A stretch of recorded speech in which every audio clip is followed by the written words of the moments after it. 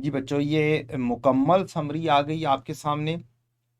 इसको हम देखते हैं। ये समरी है जिसके अंदर फाइनेंशियल लायबिलिटी भी लिखी हुई है, financial asset, investment, debt instruments भी है। इसमें आपके पास फाइनेंशियल एसेट, इक्विटी इंस्ट्रूमेंट्स की भी है। जो सारे का सारा हमने स्टैंडर्ड परफॉर्म किया, वो सारे का सारा हमारे पास मौजूद है। स्टैंडर्ड से हमने बहुत कम बातें पढ़ी हैं इस दफ़ा। उसको भी हमने देखना है कि अब इतनी सारी बातें, मुख्तलिफ बातें किस तरीके से याद रखी जाएं, किस तरीके से देखी जाएं। तो मसला ये है, financial liability, financial asset, investment in debt instruments, financial asset, investment in equity instrument.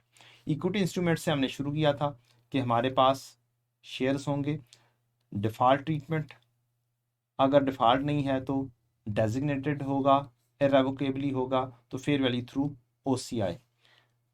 Fair value through profit and loss आपकी होती है इक्विटी इंस्ट्रूमेंट में भी, fair value through profit and loss debt instrument में भी, fair value through profit and loss financial liability में भी available है। तीनों का थीम तकरीबन सेम होगा। फेयर वैल्यू के ऊपर परचेज करेंगे, ट्रांजैक्शन कॉस्ट एक्सपेंस आउट करेंगे। अब ये समरी में इस तरीके से लिखा हुआ है, initial measurement transaction cost at the time of issue या at the time of buying, ये क्या होगी, एक्सपेंस आउट होगी। Expense out, expense out. Fair value के ऊपर आपने परचेज पे लेनी है, अमाउंट ऑफ लोन रेज्ड, वो बात एक ही है। अच्छा जी, इसके बाद हमारे पास पूरे साल के एंड पर या फिर पूरे साल में जब भी डिविडेंड आएगा तो dividend income profit and loss में बतानी है। इंटरेस्ट इनकम होगी डेट इंस्ट्रूमेंट में, प्रॉफिट एंड लॉस में नॉमिनल रेट के ऊपर आएगी। इंटरेस्ट एक्सपेंस होगा, नॉमिनल रेट पर आएगा फाइनेंशियल लायबिलिटी में।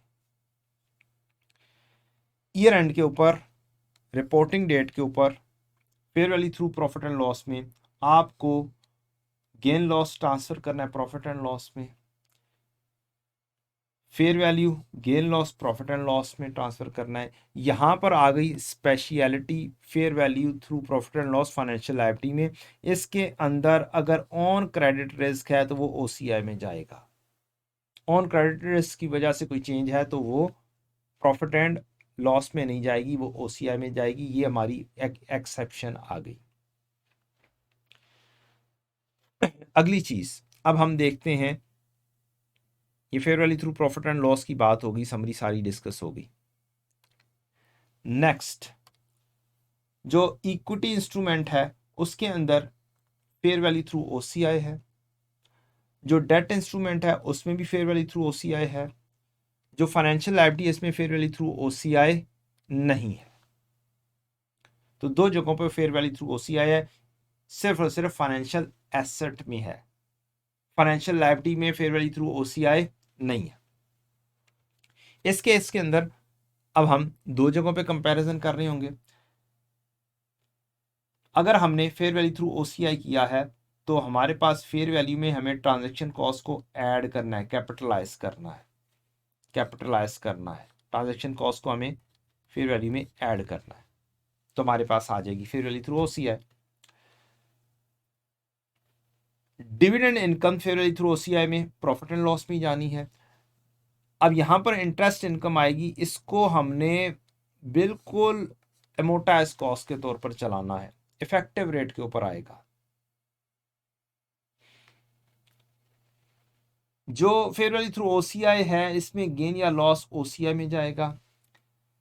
यहां पर स्पेशलिटी आ जाती है, फेयर वैल्यू थ्रू OCI के अंदर क्या आ जाती है, स्पेशलिटी आ जाती है कि हमें एमोटाइज कॉस्ट पहले वर्कआउट करनी होती है, फिर हम डिफरेंस लेते हैं और डिफरेंस OCI में लेकर जाते हैं फेयर वैल्यू का। तो यहां पर हमें एमोटाइज कॉस्ट का सहारा लेना पड़ता है। और जब डिस्पोजल होती है तो फिर डिस्पोजल में जो इक्विटी इंस्ट्रूमेंट है वो प्रॉफिट एंड लॉस में गेन लॉस जाता है, यहां पर भी gain loss profit and loss में जाता है। ये तो स्पेशलिटी के बगैर हो गया ना काम। हम तो ग्रीन कलर में स्पेशलिटी कर रहे हैं, प्रॉफिट एंड लॉस में, प्रॉफिट एंड लॉस में।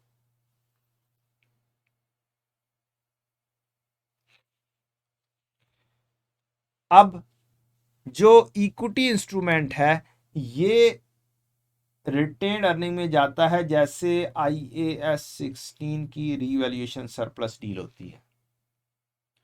ऑन अदर हैंड यहां पे एक स्पेशलिटी है कि यहां पर जो फेयर वैल्यू में, जो फेयर वैल्यू रिजर्व में जो चीज पड़ी होगी वो प्रॉफिट एंड लॉस में लेकर जाएंगे, रिटेन्ड अर्निंग में नहीं लेकर जाएंगे। ये स्पेशलिटी होगी, एक एक्स्ट्रा डिफरेंट वैल्यू होगी। एमोर्टाइज कॉस्ट, एमोर्टाइज कॉस्ट हमारी कहां कहां पर आती है? फेयर वैल्यू, ये फाइनेंशियल एसेट में भी आती है, फाइनेंशियल लायबिलिटी। फाइनेंशियल एसेट में डेट इंस्ट्रूमेंट में, फाइनेंशियल लायबिलिटी में भी डेट इंस्ट्रूमेंट ही है, लोन वाली चीज ही है। तो एमोर्टाइज कॉस्ट इसका मतलब है लोन टाइप वाली चीज के अंदर आएगा। नॉर्मल चीज है हमारी, हम फेयर वैल्यू में ट्रांजैक्शन कॉस्ट ऐड करके फेयर वैल्यू लिखते हैं एमोर्टाइज कॉस्ट में, बिल्कुल स्टार्ट में डेबिट ऐड होता है। On other hand fair value में से लेस करते हैं ट्रांजैक्शन कॉस्ट जब हमारी लायबिलिटी होती है, तो क्रेडिट में से डेबिट लेस होता है। ट्रांजैक्शन कॉस्ट को हमें डिडक्ट करना है, ट्रांजैक्शन कॉस्ट को हमें ऐड करना है फाइनेंशियल एसेट में, फाइनेंशियल लायबिलिटी में लेस करना है। एक साइड पर इंटरेस्ट इनकम होगी तो दूसरी साइड पर इंटरेस्ट एक्सपेंस, दोनों साइडों पर इफेक्टिव रेट के ऊपर ही आएगा मामला। हम एमोर्टाइज कॉस्ट के ऊपर ही इसको लिखेंगे। अब एक साइड पर एसेट नेचर है, दूसरे साइड पर लायबिलिटी नेचर है। एमोर्टाइज कॉस्ट कैलकुलेट होती है, ओपनिंग में इंटरेस्ट ऐड करते हैं और इंटरेस्ट रिसीव्ड कैश वाला वो लेस करते हैं। अब इसमें एक्सपेंस आ जाएगा इनकम की बजाय, इंटरेस्ट पेड आ जाएगा, बात एक ही है, कोई चेंज नहीं है।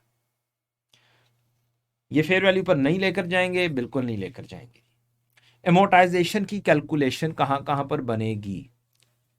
एमोर्टाइजेशन में बनेगी, एमोर्टाइज कॉस्ट में बनेगी, और ये स्पेशलिटी है यहां पर भी बनेगी फाइनेंशियल एसेट के अंदर, बाकी जगहों पर नहीं बननी। डिस्पोजल के केस के अंदर हम एमोर्टाइज कॉस्ट में प्रॉफिट एंड लॉस में लेकर जाएंगे और प्रॉफिट एंड लॉस में ही जा रहा है, कोई चेंज इसमें नहीं है। तो ये हमारी ग्रीन कलर में जो शीट में है ये है स्पेशलिटीज। अब आपके लिए पैराज भी मेंशन कर दिए हैं। गेन लॉस से रिलेटेड जो पैराज डील करते हैं वो 5.7 डील करता है, गेन लॉस 5.7। फाइनेंशियल एसेट को जो पैरा डील कर रहा है वो 4.1 डील कर रहा है, और जो फाइनेंशियल लायबिलिटी को जो पैरा डील कर रहा है वो 4.2 डील कर रहा है। गेन लॉस ओवरऑल 5.7 में। तो हम अब ये दो तीन पैराज इकट्ठे हो गए हैं, इनको इस समरी के कंपैरिजन में हम इन पैराज में भी पढ़ लेते हैं, देख लेते हैं। बी में नहीं आना, हमने जाना है मेन, अपेंडिक्स में नहीं जाना, मेन स्टैंडर्ड पर जाना है। मेन स्टैंडर्ड में हम जाएंगे तो हमारा 4.1, ये अभी बी ही चल रहा है, अच्छा खासा लेंथी है हमारा स्टैंडर्ड, और हमने इसमें से थोड़ी सी चीज़ें अपनी याददाश्त के लिए याद रखनी है।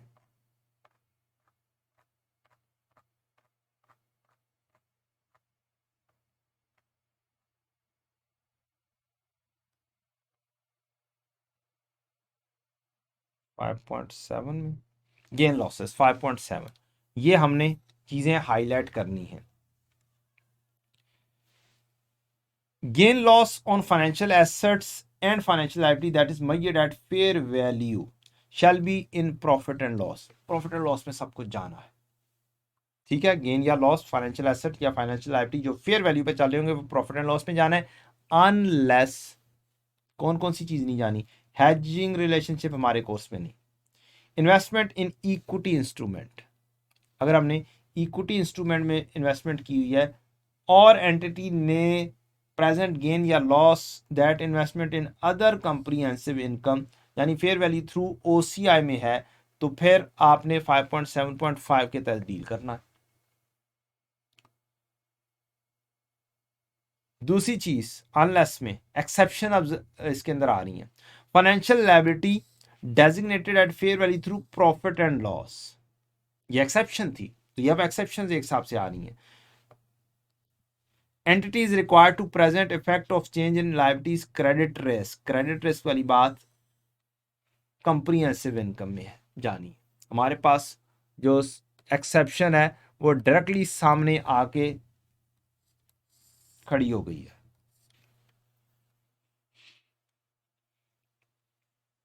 और अगर फाइनेंशियल एसेट है measured at fair value through OCI है in accordance with paragraph 4.1.2 and the entity is required to recognize some changes in fair value in other comprehensive income. Financial asset measured at fair value through OCI. Financial asset measured in through OCI. इसमें हमने gain loss exception, आप देख लें एक para में ही exception मौजूद है कि आपको क्या करना है, प्रॉफिट एंड लॉस में लेकर जाना है एक्सेप्शन, वो भी ये भी बता रहा है, उसका पैरा भी बता रहा है। measured at fair value through comprehensive income in accordance with paragraphs and the entity is required to recognize some changes in fair value in other comprehensive income। कुछ चेंजेस अदर comprehensive income में जो की हुई हैं 5.7.1 के जरिए deal कर लो, वो पैरा बता दिया। डिविडेंड से रिलेटेड सारी बात उसने यहां पे कर दी कि डिविडेंड्स कैसे डील करने हैं। डिविडेंड प्रॉफिट एंड लॉस में जाएंगे, कहानी खत्म।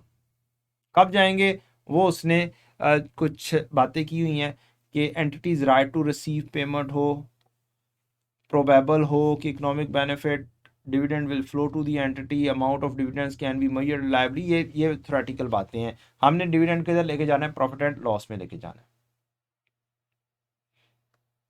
अब ये गेन और लॉस से रिलेटेड सारी पैराज हैं।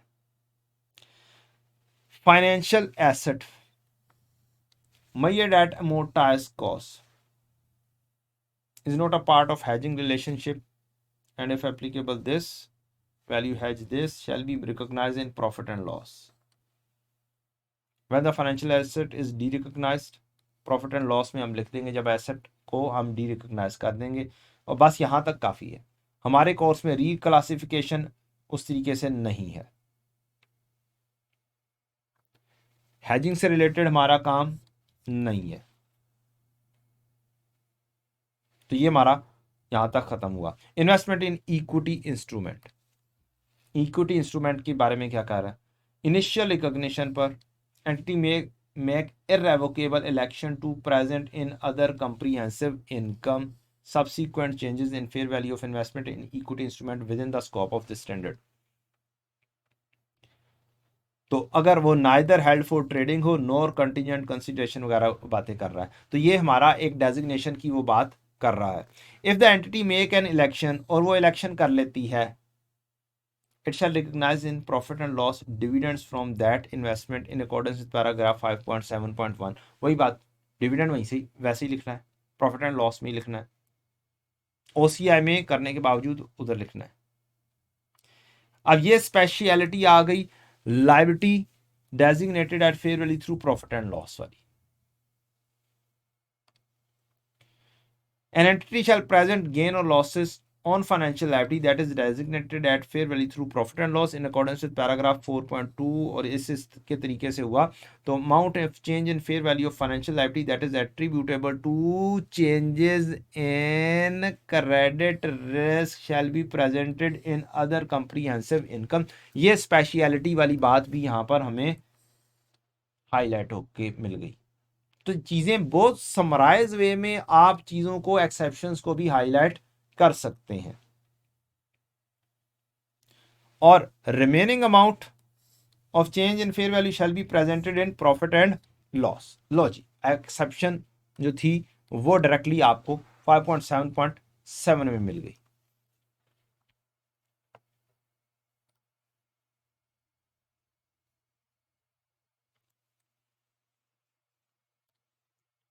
फाइव पॉइंट सेवन में ये सारी बात की जा रही है।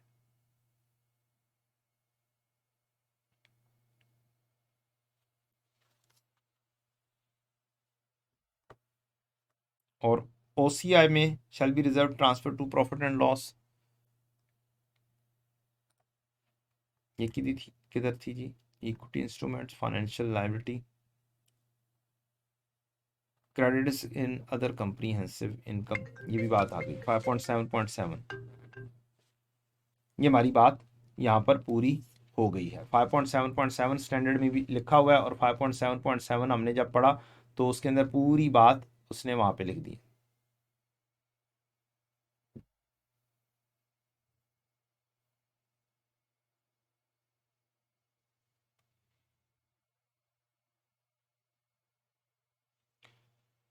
If the requirement in paragraph this would create or enlarge an accounting mismatch, जिसकी वजह से मिसमैच बढ़ जाए, ये उससे की भी एक exception. In profit and loss, an entity shall present all gain losses on that liability, including the effect of changes in credit risk of the in profit and loss। ये उसकी भी एक एक्सेप्शन आ गई है कि अगर मिसमैच बहुत बढ़ रहा है तो फिर हमने तो मिसमैच को रोकने के लिए ये काम किया था ना। अगर मिसमैच मजीद बढ़ रहा है तो फिर एक जगह पे ले जाओ, प्रॉफिट एंड लॉस में ले जाओ, fair value through profit and सारा डिफरेंस प्रॉफिट एंड लॉस में ले जाओ। Asset measured at fair value through other comprehensive income।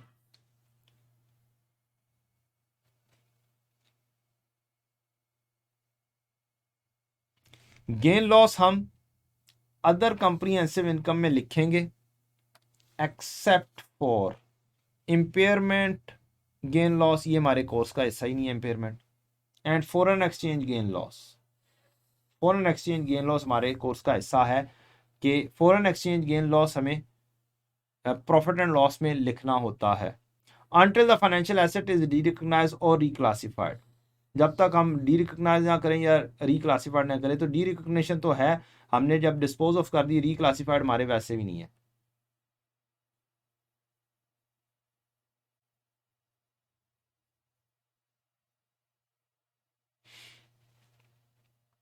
अगली बात जो एक्सेप्शन है, when the financial asset is derecognise, जब हम उसे डिस्पोज ऑफ करते हैं तो cumulative gain loss previously recognise in other comprehensive income is reclassified from equity to profit and loss. ये हमारी एक्सेप्शन आ गई।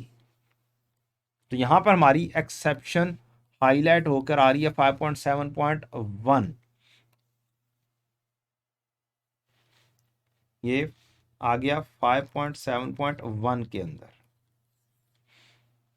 तो हम चंद चीजें एक्सेप्शंस क्या कर लें, हाईलाइट करके स्टैंडर्ड का रख लें कि यार ये मोटी मोटी बातें हैं, ये एक्सेप्शंस हैं, बाकी सारी जनरल चीजें याद रहेंगी।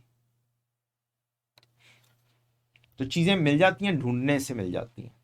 5.7.10 वन नहीं है, 10 है, 0.10।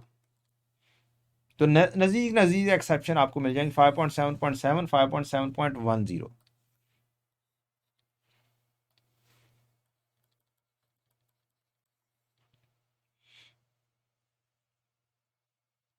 आगे बढ़ते हैं।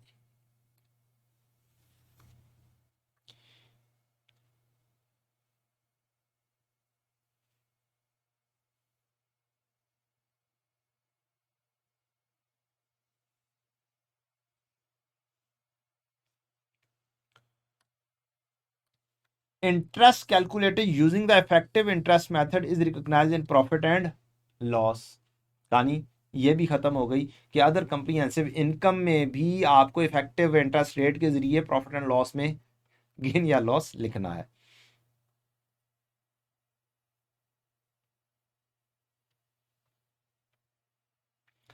एक और बात जो हमने पढ़ी थी 5.7.11 और मैंने कहा था बाद में पढ़ाऊंगा। If the financial asset is measured at fair value through other comprehensive income in accordance with paragraph, this amount that are recognized in profit and loss are the same as amount that would have been recognized in profit and loss if the financial asset has been measured at amortized cost। तो यहां से भी आपको चीज याद रहनी चाहिए, ऐसे हाईलाइट करके रखें कि आपको अदर कंप्रीहेंसिव इनकम में भी किसके ऊपर जाना है, अमोर्टाइज कॉस्ट के ऊपर जाना है, और चंद चीजें सिर्फ हाईलाइट करनी है पूरे स्टैंडर्ड में से। तो हमने इसकी गेन या लॉस से रिलेटेड एक्सेप्शंस को भी डायरेक्टली क्या कर लिया है, डील कर लिया है, और उसने आपको ये भी बता दिया कि आपको अमोर्टाइज कॉस्ट की कैलकुलेशन करनी है। ये भी कहां पर मिल रहा है, 5.7.11।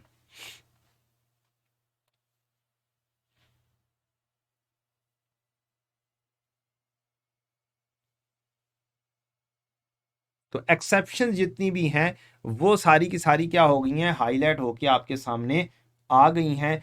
मैंने 2-3 चीजें हाईलाइट की थी, वो दोनों तीनों चीजें हाईलाइट हुई हुई आपके पास विद पैराग्राफ नंबर आपके पास मौजूद है, 5.7.11, 5.7.10 और investment are revalue to fair value with gain loss in OCI।